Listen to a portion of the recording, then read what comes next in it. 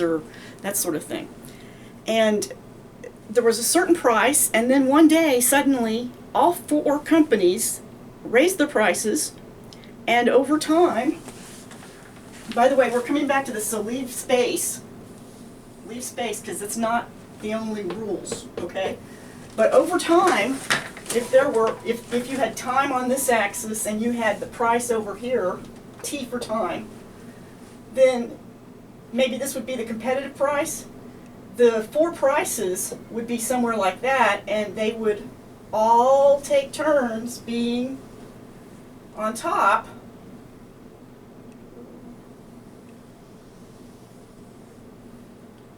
See if I can get this right.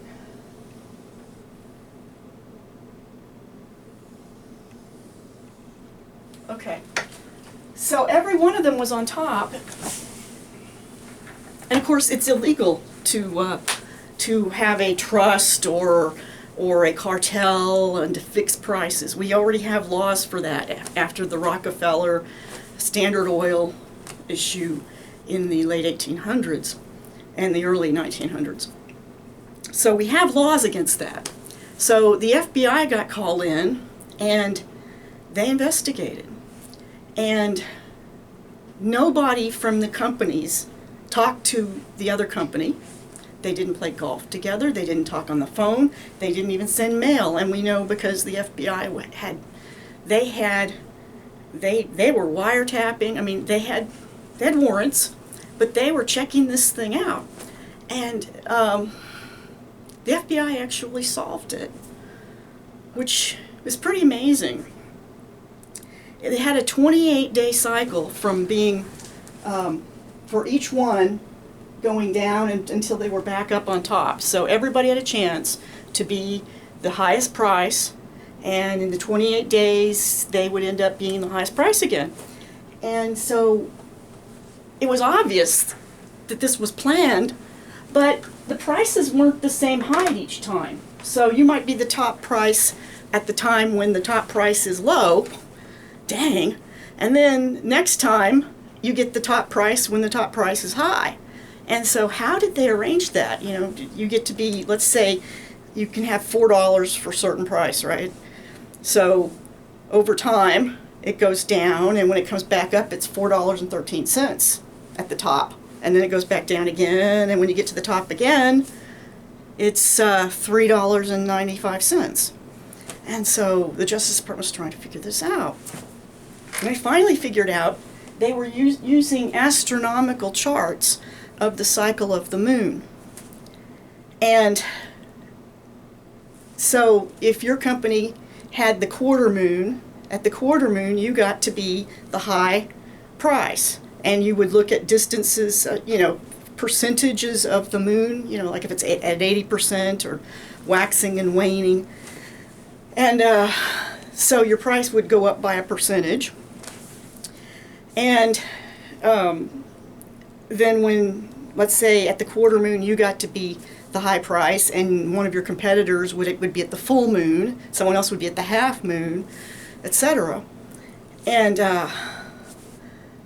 also the moon swings in and out around us, so that sometimes it comes in very close, sometimes it goes out. There's perihelion and aphelion, and don't ask me which one's which, but I think aphelion's when it goes out far. So what they did is to figure out how high of a price you got, it was determined by these astronomical charts about whether the moon was close to us or far from us at the time of your quarter moon or whatever. And so they would look at the percentage swing and add or subtract. It was really clever, but they had to plan it out ahead of time. Everybody had to have their astronomical charts. But the FBI found out, and they got in all kinds of trouble, all kinds of punishments. And price fixing has a quadruple penalty, which seems odd to me. They might as well just say the penalty's way big instead of just saying it's a small penalty and then we quadruple it. But anyway, so there is an urge to collude, and that's illegal. Let me make sure this is still recording. Yep, it's still recording. I'd hate to keep talking, and it wasn't. Okay, so then let's talk about the rest of this. Coming back to this, a few interdependent companies, large barriers. I'm not going to write to entry out. There's not a lot of space. Large barriers to entry, homogeneous or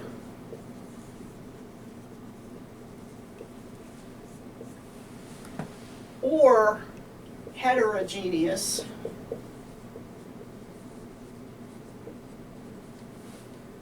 product.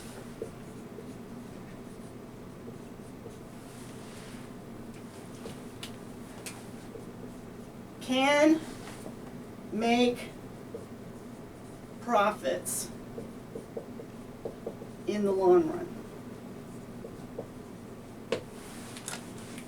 Okay? Can make profits in the long run. So an oligopoly has a few interdependent companies, large barriers to entry.